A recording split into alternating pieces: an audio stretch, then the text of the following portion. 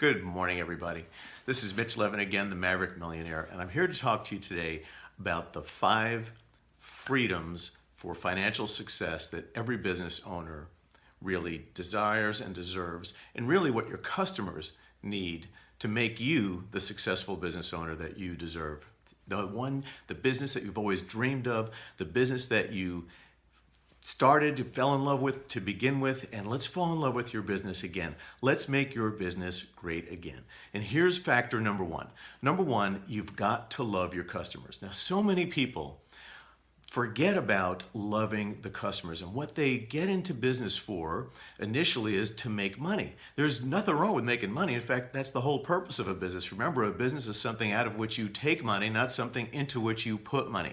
So what I would suggest that you do is focus exactly on that. However, that needs to be the beneficial side effect of what you're doing, because what you're really doing is bringing value to the world. And when you bring value to the world, you're doing it by loving your customers. Now think about the last time that you've had a really great customer experience yourself.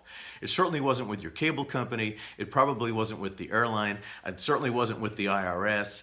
And in fact, even if you look at some of the small companies, the ones that you think that would really love you the most, your doctor, your attorney, your accountant, that doesn't seem to happen very often now, does it? So love your customer and figure out ways that your customer will actually love you. I'll give you an example of one way to love your customer. If you're a professional service provider, one of the things that your customers got issues with is the cash flow. They get a bill. If you're an attorney or an accountant and they get a bill, and they might want to have something that is not an open-ended hours, and then at the end of the time period they get some bill for some thousands of dollars. What if you said it'll only cost you a few $100s a month, and we'll do this for 12 months or 10 months or 15 months? Love your customer. Figure out a way to reward them. Figure out a way to recognize them. Figure out a way to help them become your referral machine. And if you want more help on that, I suggest you just go to the Ultimate Business Growth Time and Money Machine, because we've got a system for that exactly. And if you join the the Maverick Millionaire Mastermind and the consulting, we'll do all that with you. So the second thing that I'd like you to work on is to know your numbers. So many business owners fail to know their own numbers. What is your cost of services sold? If you're in manufacturing, what's your cost of goods sold? And after you have that, then you know your gross margin. Now, gross margin is the difference between the cost of services, the cost of goods sold, and the revenue. Everything after that is effectively general and administrative. So when you have that, your cost of sales and so forth and marketing, then you have your net profit. And most net profit should be a minimum of 5 to up to about 15% of the gross revenue, and it's probably closer to 20 to 40% of the gross margin. If you can't achieve that, you really need some help.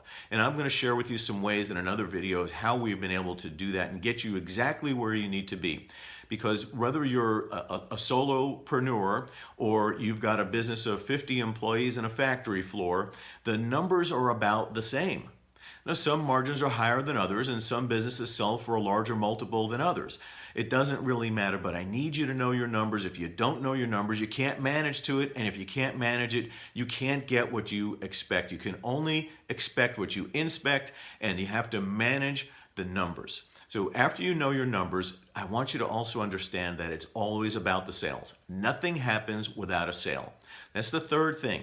Focus on sales, and for so many people, sales is a dirty word, and it really shouldn't be a dirty word. Sales is nothing more than leadership. And what is leadership? Leadership is the ability for you to get others to take action that they otherwise would not take but for you.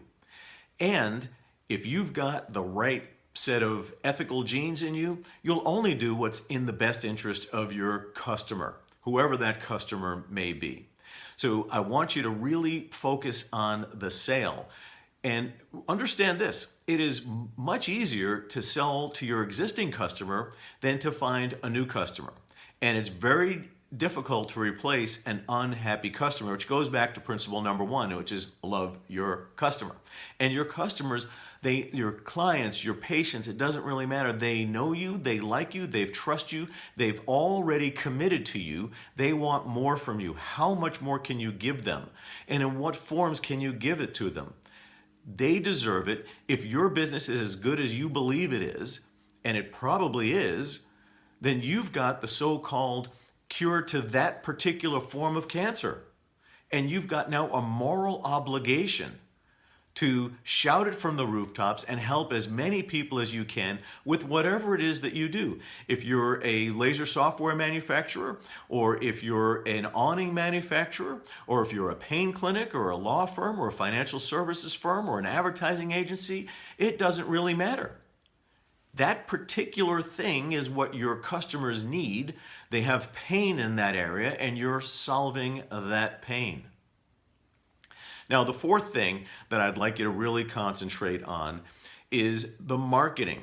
The marketing is to get somebody to be pre-sold so that when they come to you, they've got all their objections are handled and they're ready to embark on doing business with you. The most important thing, though, which I find for most independent business owners, some people call them small business owners, is that your business is now operating as a bank account for you. So it's really just a job, a high-paying job in many cases, several $1,000,000 in many cases, and several thousands of dollars in other cases. What I mean by that is if you've got a $5 million business and you even have a $1 million net profit, you're probably living on that $1 million. Okay, you've got $400,000 in tax, so that leaves you $600,000. And you've got college expenses, and you're saving for retirement, and you live in a nice house, and you have a nice condo, and you've got a yacht, and you take vacations. And so now your cost of living is really only $300,000, but you're saving $300,000. That leaves you $0 then to reinvest in your business.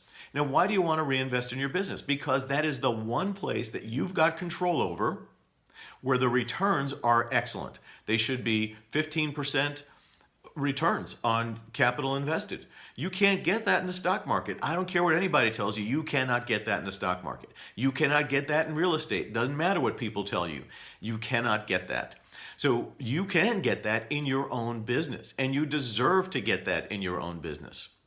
So when you have your business functioning as your lifestyle mechanism alone, you don't have enough money to reinvest in your business. So it's hard for those of us in middle age and older to scale back the lifestyle. We should be never extending our lifestyle to the full extent of our profitability. So I'll give you an example of a client of mine who does about $7 million a year, and the profit is $500,000, and the salary is about $200,000. So this person makes about $700,000 a year, and that is his lifestyle expense. So there's nothing to reinvest in the business, and he wonders why his business is stuck at $7 million a year for the last 5 to 6 years. It should be growing. And here's an example that I'd like to share with you. Let's just suppose your business, for round numbers, does $10 million a year, and you've been in business for 20 years, and you started at zero. So from 10 to 0, the halfway point is $5 million gross revenue. And you've been in that $5 million a year for 20 years. That's $100 million that you have generated. How much of that $100 million is in your bank? Now, if that number makes you squeamish or even nauseous a little bit, you need some help, because you should have a substantial portion of that number in your bank, especially after 20 years. It should be some number between $10 and $20 million in your bank. So imagine this. Imagine I go back in time with you 20 years ago, and we're going to start your business from scratch. But I'm going to say to you, here's $100 million, and you've got to operate your business for the next 20 years as if you're going to, the way you've done it before, but you will never collect another dollar of revenue because I'm going to give you the $100 million up front. Would you treat that $100 million differently? Well, of course you would. Everybody would. So let's start treating that money differently starting now, today. Here's a bonus. I said there'd be 5. Here's a bonus. Here's the 6th one. Walk the factory floor. Now, what does that really mean? If you're a professional services provider, you don't really have a factory floor, do you? In fact, if you're the solopreneur, if you're the only attorney, if you're the only accountant, if you're the only surgeon, how do you know how to walk the factory floor? Well, what that means is you've got to figure out to make sure that your system of what you're delivering is really high quality. Can you eliminate inefficiencies? Can you eliminate errors? Because if you cannot, then you're perfect. And I doubt anyone is perfect. Everyone who's got a perfect life and a perfect business and on this video, please raise your hand. Yeah, I didn't think so. So I'm not perfect. You're not perfect. No business is perfect. We can always get better. I encourage you to get the book, The Golden Goose. Get the book, How Elite Advisors Grow. Get the course on the ultimate business growth and time machine. Join the Maverick Millionaires and become the business that you've always dreamed of. Fall in love with your business again. Make your business great again. Get your customers to love you. You're going to be amazed at how it's going to transform your life. Make really great decisions.